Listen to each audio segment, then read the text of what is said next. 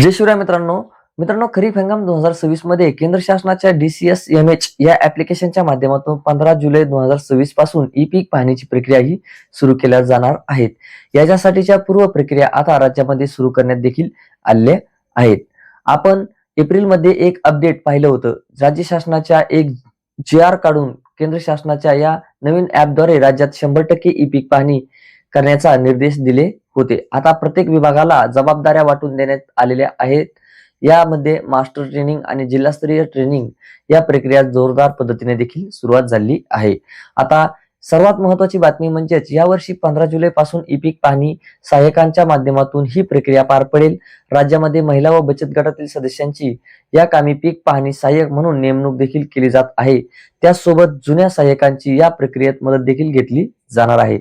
आता मित्रांनो, गेल्या वर्षी 2025 मध्ये काही भागामध्ये DCSMH क्रॉप सर्वे ऍप्लिकेशनचा वापर झाला होता.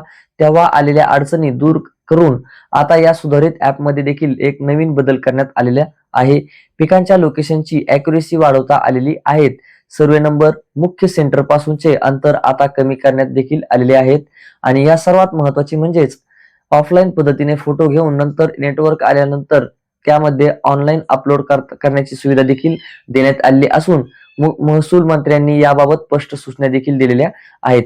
जर एखाद्या शेतकऱ्याला स्वतः ई पीक पाहणी करता आली नाही तर सुरुवातीपासूनच या सहाय्यकाच्या माध्यमातून त्यांची ई पीक पाहणी देखील केली जाणार आहे.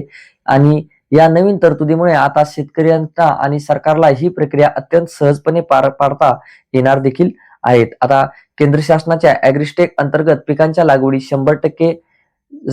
100% डाटा जो आहे तो अपलोड करण्याचे कडक निर्देश देखील आता काम सुरू झाले आहे. म्हणूनच काम आता फास्ट ट्रॅकवर देखील सुरू आहे. तर मित्रांनो, 15 जुलै पासून ई पीक पाहणी सुरू होईल. या ऍपचे नवीन लेटेस्ट व्हर्जन, मार्गदर्शक सूचना आल्यावर तसेच तुमच्या गावासाठी सहाय्यक कोण असणार, याचा कॉन्टॅक्ट नंबर काय असेल याची यादी देखील आपल्याला लगेच नवीन अपडेटनुसार घेऊन येणार आहोत. तर नक्कीच आपल्या चॅनलला सबस्क्राईब करून ठेवा. भेटूयात नवीन माहितीसह नवीन अपडेटमध्ये. तोपर्यंत धन्यवाद.